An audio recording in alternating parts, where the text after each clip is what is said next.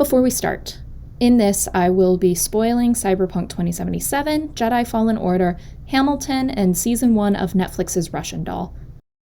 I will also be dealing briefly with themes of suicide and survivor's guilt. Oh my god, guys! Hey! Long time no see. What's up? How are we doing? It has been a minute.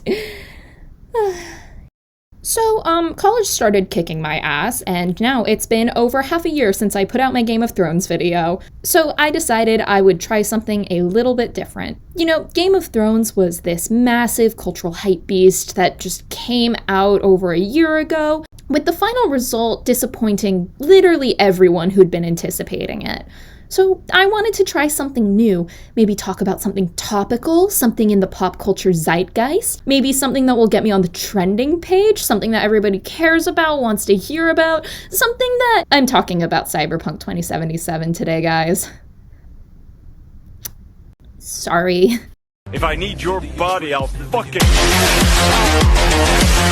Why do you come here? Okay, so first of all, I want to say right away that I am not going to be talking about gameplay in this video. This isn't a review, this isn't going to be me going over all of the different weapons and cars that you can get in the game and which ones go brr the hardest. However, when talking about this game, it is a little hard to disregard the main story. So let's get this out of the way, shall we? Cyberpunk 2077, based on the TTRPG game named Cyberpunk 2020, was a massive open-world video game released in December 2020 by CD Projekt Red, a video game development company based in Poland and best known for their Witcher franchise, which has since been adapted into a Netflix series. There has been hype about this game since its announcement, only skyrocketing when they announced that Keanu Reeves would be joining the project as a lead character at the 2019 E3 Expo, which is also where we got this iconic little Keanu meme. After a handful of delays, the game was released in December to... well...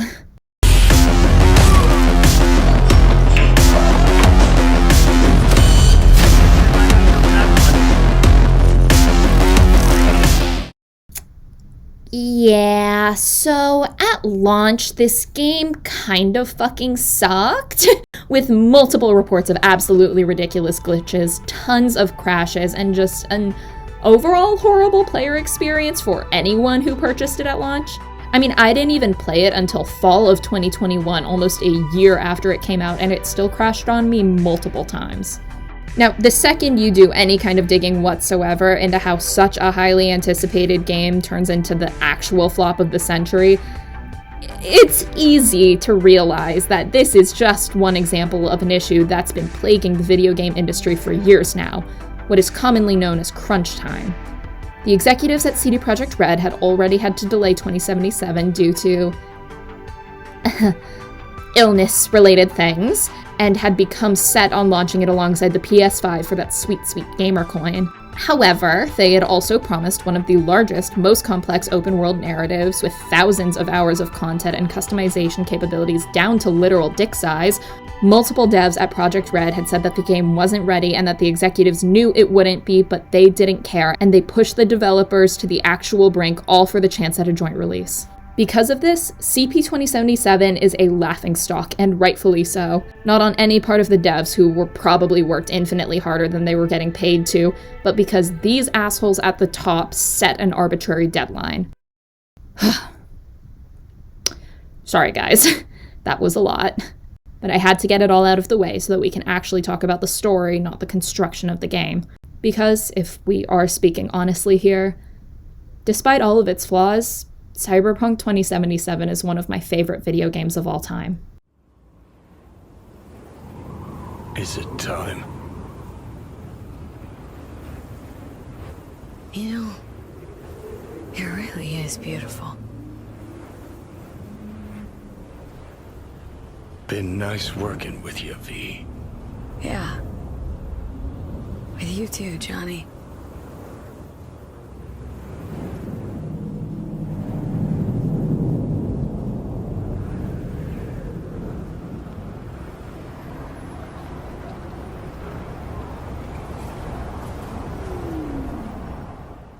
Part 1. Welcome to Night City. Have you ever thought about what it means to survive? Go ahead, take a second. Think of what it means to you. Is it about building a legacy for yourself? So that even once you're gone, people still remember you? Is it about spending time with the people that you love? Is it about taking what time you do have to follow your passions? What does it mean to you? This is the question that's at the center of Cyberpunk 2077. The one that gets asked to you before the main storyline even really begins. Would you rather live a quiet life or go down in a blaze of glory? Do you want to stay alive? Do you want to be a Night City legend? I feel like there's a huge trend in American culture to lean into this idea of a light burning brightest is the best. This idea of always wanting the biggest, the loudest, the most. It's that grind culture that we're told to hold up as holy, and I think too many people buy into it. But, well, let's take a look at Hamilton for a second, shall we? Make all the Miku Binder Jefferson and Lip Bite Manuel Miranda jokes you want, I will not stop you. But it is hard to ignore the fact that this show is a masterpiece and received a quite rightful spotlight in the pop culture. And while there are valuable critiques about the portrayal of founding fathers, the history was never what the show was about.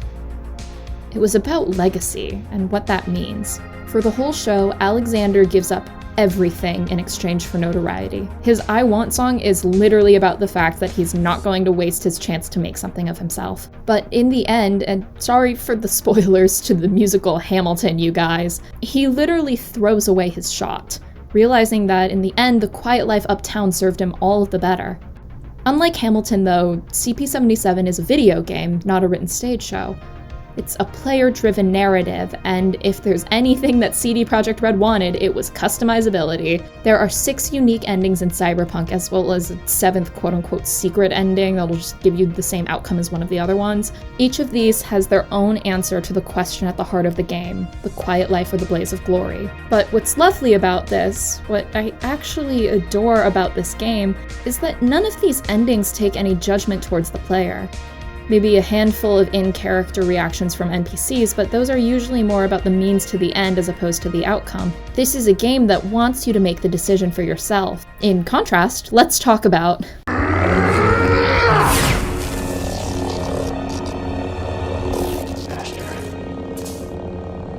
I will never forget. The loss has become a part of me. Part 2. A galaxy far, far away. Surprise! You thought I was going to only talk about one video game that nobody's talking about anymore. You thought I was finished talking about Star Wars. Wrong, you guys were wrong. Jedi Fallen Order is the best piece of Star Wars media.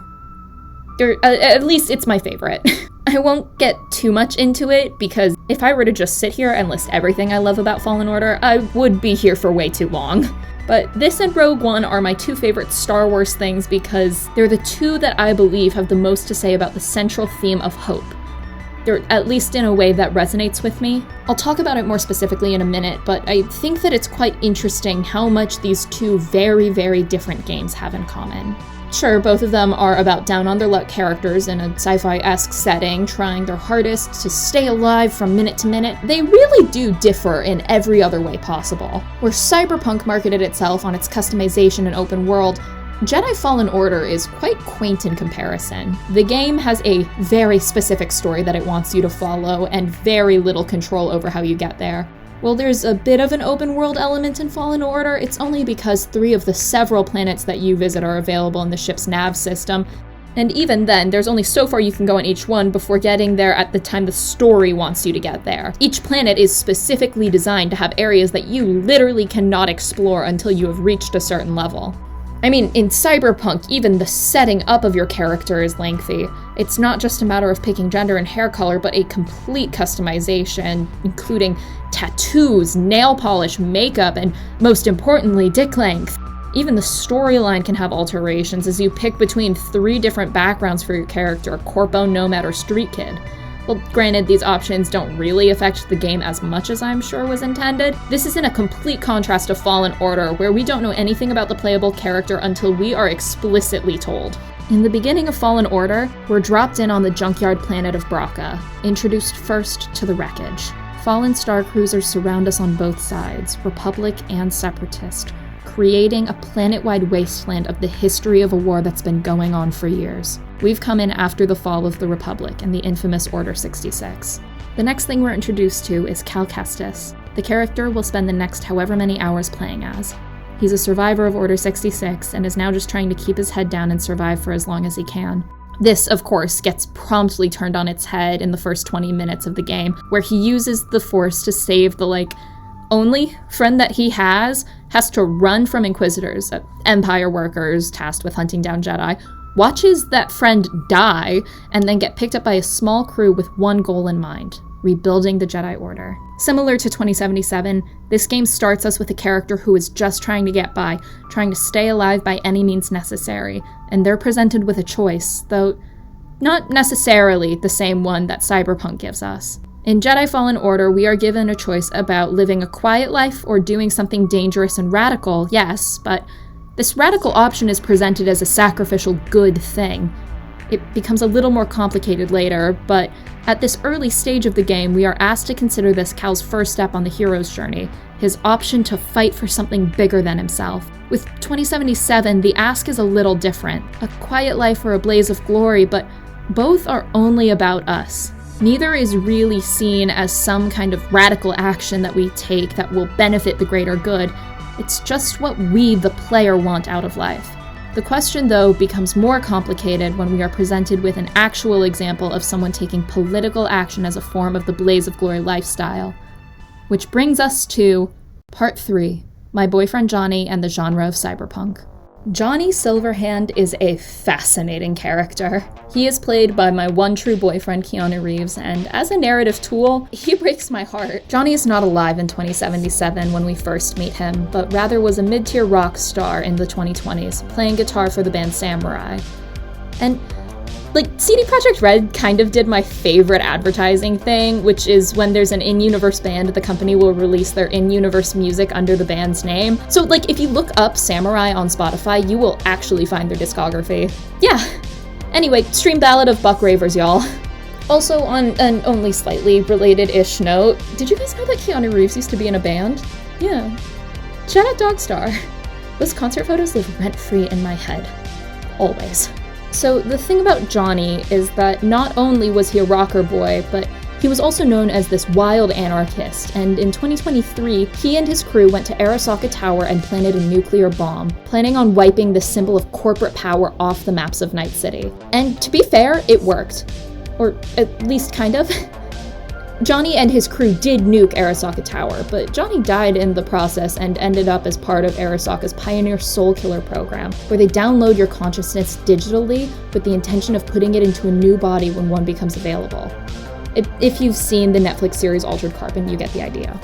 When V's injected with the Soul Killer program, she's barely aware of who he is, only vaguely knowledgeable about Samurai or his involvement with the Arasaka nuking.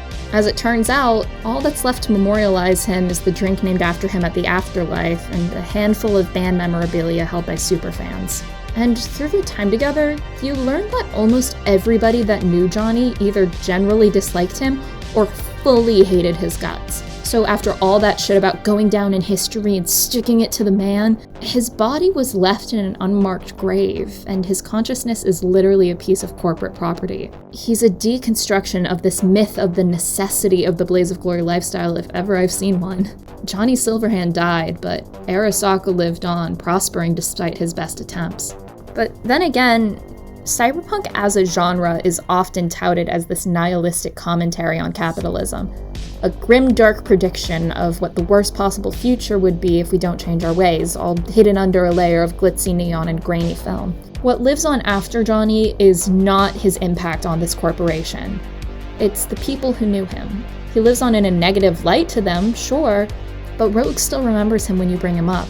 The people who listen to his music hold on to the memorabilia because music as an art form is about connecting to others in a way that few forms of art can do.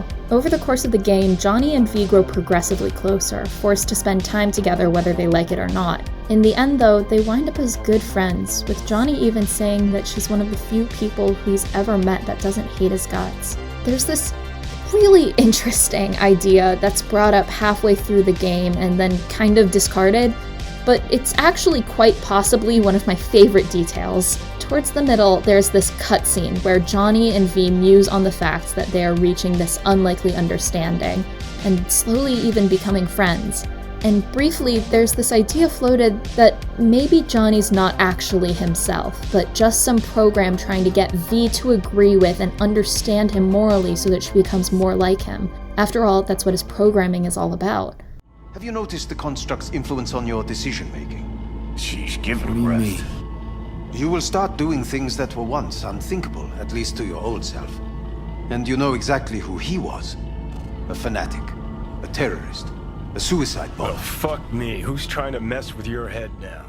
The very first thing that Johnny does is try to kill V. He's the soul killer program, after all. The software was specifically meant to forcibly override V's consciousness and have him take over, but it doesn't work, and we're left to wonder if V slowly coming around to Johnny is about the two of them actually forming a bond, or if it's just him, pardon the pun, getting in her head and persuading her to make the same decisions he would. A long con as opposed to a drive-by. I mean, agency is kind of V's whole thing in 2077. The entire game, she tells herself over and over that it's her body and whatever she does, it has to be her decision. It's a lone wolf mentality to a fault. Despite what she tells herself, though, part of the actual game system is a measurement of V's relationship with Johnny. Not necessarily how much he's taken over her consciousness, but how much they've grown to understand each other. So in spite of all of her opining about individuality, there's no way to deny that Johnny has affected V in some way.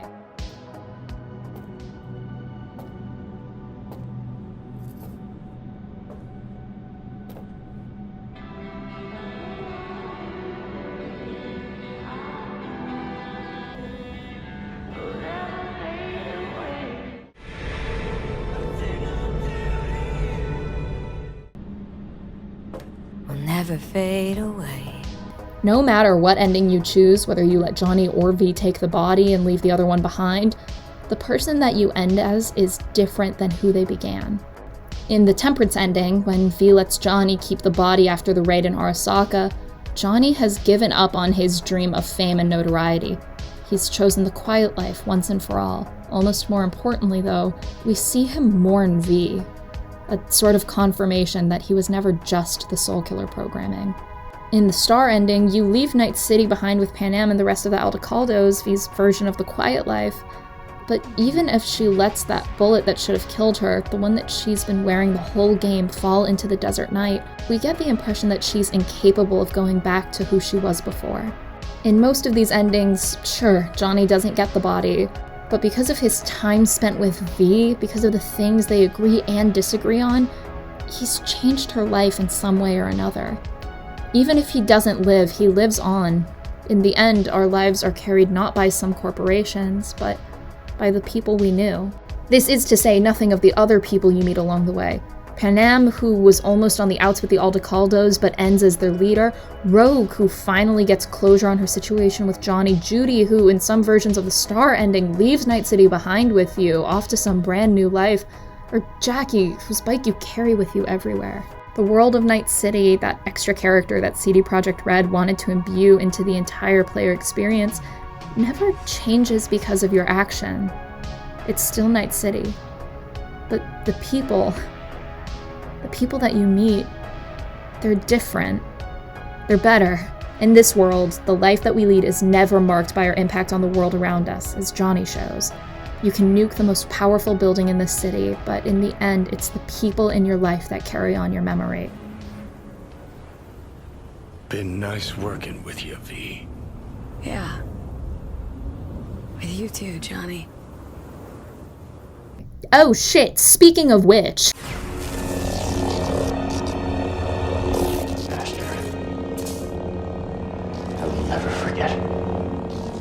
The loss has become a part of me. Part 4, Loneliness is the Death of Me. Can we talk about something a little bit serious for a second? Sorry to make the silly Star Wars game kind of a downer, but if we're being real, I think we can all agree that Jedi Fallen Order is a game about survivor's guilt.